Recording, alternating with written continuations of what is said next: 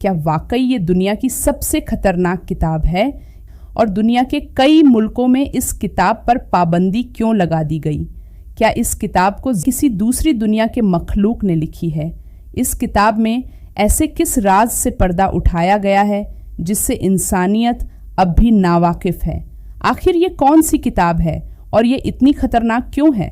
वैसे तो किताबें पढ़ना आमतौर पर एक अच्छी और ज्ञानवर्धक चीज़ है।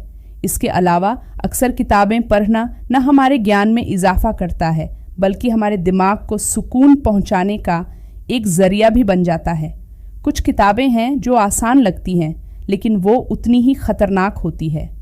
उन्हीं किताबों में एक नाम शम्सुल मारिफ का है जो जादुई इल्म और तिलिस्म का एक बेशकीमती खजाना है।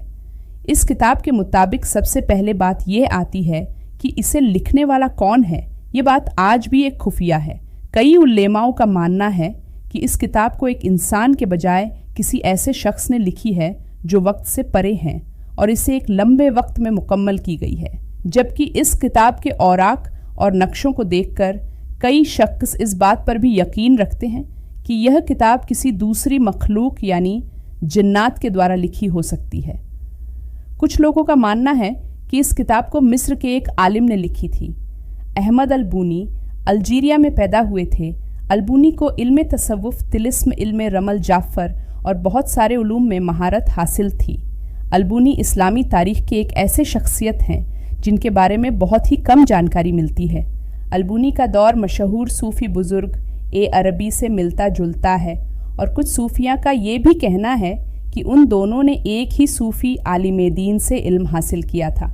इस किताब के पढ़ने वालों के लिए अल-बूनी ने कुछ वार्निंग और कुछ हिदायत लिखी है जिसमें मौजूद उसकी ताकत को बयान कर दिया गया है। अल-बूनी लिखते हैं कि इस किताब में उन लोगों के लिए जादुई ताकत मौजूद है जो इसे सही तरह से इस्तेमाल करेंगे, लेकिन साथ ही मुसन्निफ आगाह करता है कि इस किताब का इस्तेमाल सिर्फ अच्छे कामों के लिए ही किया जाए, न कि बुराई और हराम मकसद के लिए। इसके बाद किताब के अलग अलग हिस्सों में थोड़ा ही लिखा गया है जिसमें ताबीज़, तिलिस्म और रूहानियत की बातें मौजूद हैं। जैसे जैसे किताब आगे बढ़ती है पढ़ने वाले को जादुई उलूम के मुताबिक बताया जाता है, जैसे रूहों और फरिश्तों को कैसे बुलाया जाए और इस किताब का कैसे इस्तेमाल किया जाए। अल-बूनी ने जिन उलूम और तिलस्माती मालूमात को इस किताब में बताया है यह इन्होंने कहाँ से हासिल किया था। इसके मुताबिक इन्होंने एक वाक्य लिखा है जिसके मुताबिक बूनी को मिस्र के एहराम के अंदर एक ताबूत मिला था जिसके अंदर कई जादुई और बड़े उलूम की किताबें मौजूद थीं। वो किताबें किसने लिखी थी और वो हराम मिस्र के अंदर क्यों छुपा दी गई थी ये कोई नहीं जानता, जबकि बूनी ने लिखा कि खुद जिन उनके अंदर आकर इस किताब को लिखा करते थे। इस किताब में ये बताया गया है कि अरबी के कई शब्द और तस्वीरें ऐसी हैं जिनमें जादुई ताकत है। अल-बूनी इस इल्म को इल्मुल हुरूफ कहते हैं, यानी अल्फाज से जादुई ताकत हासिल करना। इस किताब में वो तमाम चीज़ें मौजूद हैं जिनका ताल्लुक जादू से है, जैसे किसी दुश्मन को तबाह करना हो या फिर किसी की मोहब्बत पानी हो, किसी बीमारी से सफाया बहोना हो या फिर मालो दौलत हासिल करना हो। ये तमाम चीज़ें इस किताब में बाकायदा ख़ास तरीक़ों से सिखाई गई है। इस किताब के एक ख़ास हिस्से में जिन्नात के नाम भी बताए गए हैं। साथ ही यह भी बताया गया है कि वो कैसे रहते हैं और अगर इंसान को जिन से अगर शादी करनी हो तो इसका तरीका क्या है। अगर किसी जिन पर काबू पाना हो तो वो कैसे पाया जा सकता है। ये सब कुछ इस किताब में मौजूद है। अल-बरूनी लिखते हैं कि इस किताब में लिखे गए उलूम का इस्तेमाल सिर्फ माहिर सूफियों और रूहानी आलिम को ही करनी चाहिए और ये आम लोगों के लिए बिल्कुल भी नहीं है, क्योंकि इन अमलियात में जान का ख़तरा भी हो सकता है। शम्सुल मारिफ के मुताबिक ये मशहूर था कि जो शख्स भी इस किताब को पढ़ने की कोशिश करता या तो वह पागल हो जाता या फिर जिन्नात उस पर हावी हो जाते, क्योंकि इस किताब के ज़रिए जिन्नात को काबू में लाया जा सकता था। इसलिए जिन्नात इस किताब की हिफाजत किया करते थे ताकि कोई इसे पढ़ न सके।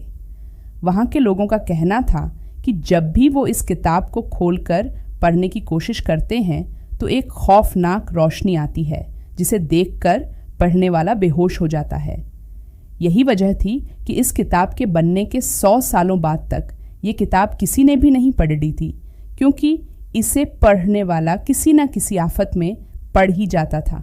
अलबूनी की मौत के बाद ये किताब कहीं गायब हो गई, लेकिन फिर 200 सालों बाद एक और किताब मिली जिसमें दावा किया गया था कि यह शम्सुल मारिफ के असल की कॉपी है। उस वक्त यह नुस्खा मोहम्मद बिन अली बिन जाहिद के पास थी, जो उस दौर का एक मालदार ताजिर था। कहते हैं कि आमलीन ने इस किताब के कुछ हिस्से को निकाल दिया और इसमें फेरबदल कर दी। दरअसल उन्होंने इस किताब के उन हिस्सों को निकाला था जिसे पढ़ने से जिन्नात लोगों पर हावी हो जाया करते थे, और इस किताब की कई कॉपियां बना दी गई।